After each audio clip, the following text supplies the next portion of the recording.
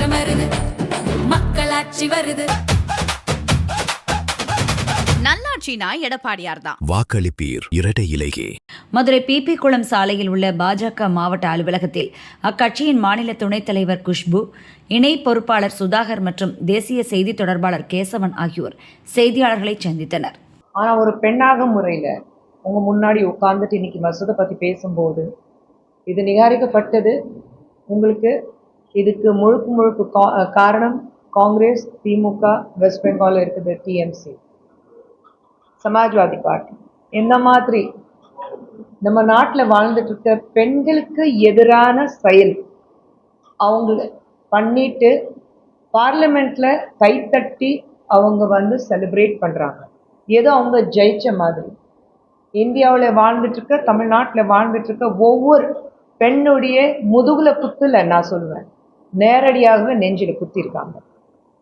அப்படி நெஞ்சில குத்திட்டு பெண்கள் முன்னேறணும், எங்க எல்லாரும் பெண்களுடைய முன்னேற்றத்துக்காக நாங்க பாடுபடுவோம்னு சொல்லக்கூடியவங்க மாண்புமிகு முதலமைச்சர் மு.க. ஸ்டாலின் அவர்கள்.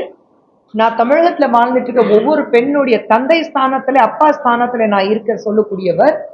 ஒவ்வொரு பெண்ணுடைய நெஞ்சில குத்தி அவங்க காலில் அடிச்சு, நீ முன்னேறக்கூடாது, நீ வீட்டுல மட்டும்தான் உட்காரணும், முடங்கி ஒரு இடத்துல கிடைக்கணும்னு சொல்லி ஒரு செயல் இன்னைக்கு அவங்க காட்டியிருக்கிறாங்க. திராவிட முன்னேற்ற கழகம் இருக்கட்டும், காங்கிரஸ் இருக்கட்டும், இந்த கூட்டணி பார்க்கும்போது இந்தியாவிலேயே நம்ம தேசத்திலேயே நடந்த எல்லா வகையான ஊழலுக்கு அவங்க காரணமா இருந்திருக்காங்க. எத்தனை பெண்கள் இந்த தேர்தலும் நீங்க பார்த்துட்டீங்கன்னா எத்தனை பெண்கள் நீங்க முன் வச்சிருக்கீங்க இந்த தேர்தலில், காங்கிரஸ் இருக்கட்டும் அல்லது திராவிட முன்னேற்ற கழகம் இருக்கட்டும். இதே காங்கிரஸ்ல இருந்து அவங்க கட்சியில இருக்கிறவங்க தானே பல பேட்டிகள் கொடுத்தாங்க. அவங்க என்ன சொல்லியிருக்கிறாங்க, எந்த அளவுக்கு பெண்களுக்கு அநியாயம் நடக்குதுன்னு அவங்க சொல்லியிருக்கிறாங்க. இதுக்கு முன்னாடி திராவிட முன்னேற்ற கழகத்தின் பெண்கள் எவ்வளவு அநியாயம் நடந்திருக்குன்னு அவங்க சொல்லியிருக்காங்க. இன்னைக்கு ஒரு நல்ல ஒரு சந்தர்ப்பம் இருந்தது. நம்ம நாட்டில் வாழ்ந்துட்டு இருக்க பெண்கள் உலகத்திலே எல்லா பெண்களுக்கு சமமா முன்னேறதுக்கு ஒரு நல்ல வாய்ப்பு இருந்தது. ஆனா அந்த வாய்ப்பை தடுத்தி பெண்களுக்கு மறுபடியும் ஒரு 20 வருஷமா பின்னாடி தள்ளி இந்த ஆணாதிகம் மட்டும்தான் இருக்கணும்னு சொல்லி இவங்க தனக்குத்தான ஒரு பாராட்டு விழா மாதிரி நடத்தி நம்ம சாதிச்சிருக்கோம் நான் சொல்லியிருக்கிறாங்க. மக்கள் திசை திருப்புறதுக்காக டீலிமிட்டேஷன் இதுலயே கலந்து பேசிக்கிறாங்க. டீலிமிட்டேஷன் எல்லாருக்கும் தெரியும், படிச்சவங்க அத்தனை பேருக்கு தெரியும். டீலிமிட்டேஷன் பொறுத்த வரைக்கும் ஒரு கான்ஸ்டிடியூஷனல் லா.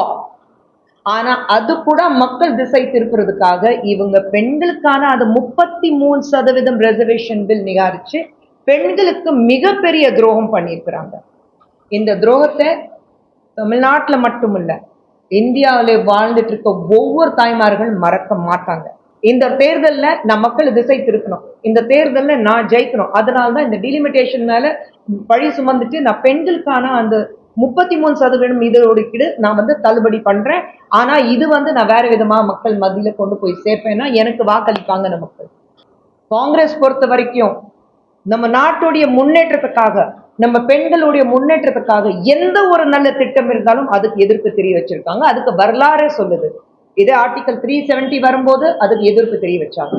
இதே ஷாபானோ கேஸ், ட்ரிபிள் தலாக், அவங்க எதிர்ப்பு தெரிய வச்சாங்க. இதே மக்களுக்காக தொகை ஒரு டீலிமிட்டேஷன் இருக்கும்போது எதிர்ப்பு தெரிய வைக்கிறாங்க. நான் சொல்றேன், நீங்க இத்தனை ஆண்டுகளாக ஆட்சியில இருந்தீங்க, அப்ப ஏன் இந்த மசோதா நீங்க பாஸ் பண்ணல?